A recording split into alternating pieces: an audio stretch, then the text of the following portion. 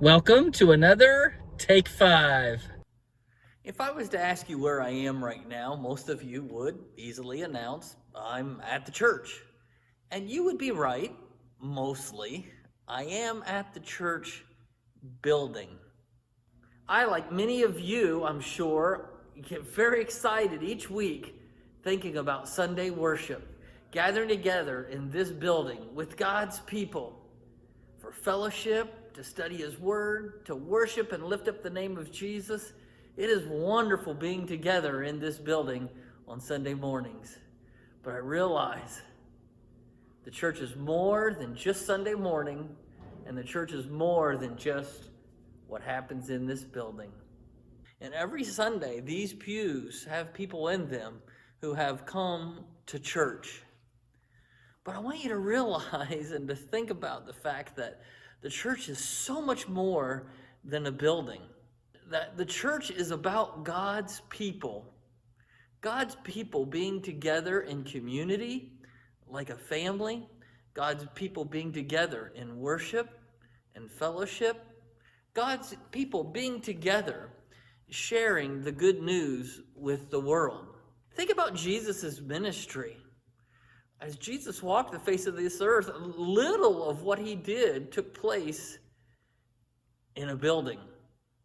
He did church in so many different scenes and locations.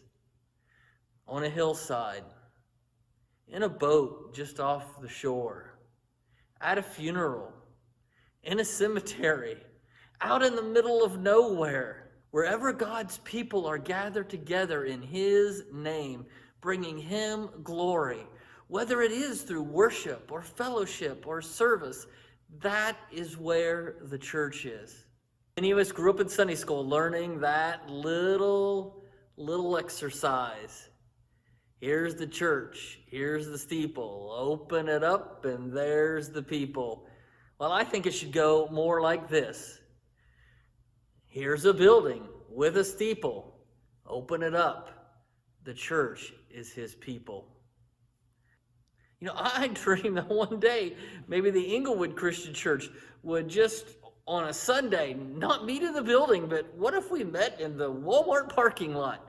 Don't need chairs, don't need instruments, don't need a sound system, just God's people gathered together in the same place, praising His name, worshiping Him, and being a witness to our community, showing Jesus Christ through our example, through our worship, and through our love. Wouldn't that be great? While I'm thankful for the wonderful facilities that God has blessed us with, I realize that if tomorrow these walls, this building were gone, the Inglewood Christian Church would continue to meet. We'd continue to worship God. We would continue to lift up the name of Jesus and serve our community. We would continue unified, fellowshipping together and studying His Word and proclaiming His name. The reality that the church is not about a building, but about God's people was brought home to me even today as I was traveling up Indiana Street. I looked off to the right, and there I saw an old white church building. That's no longer a place where God's people meet on the Lord's Day, but now it's a historical landmark.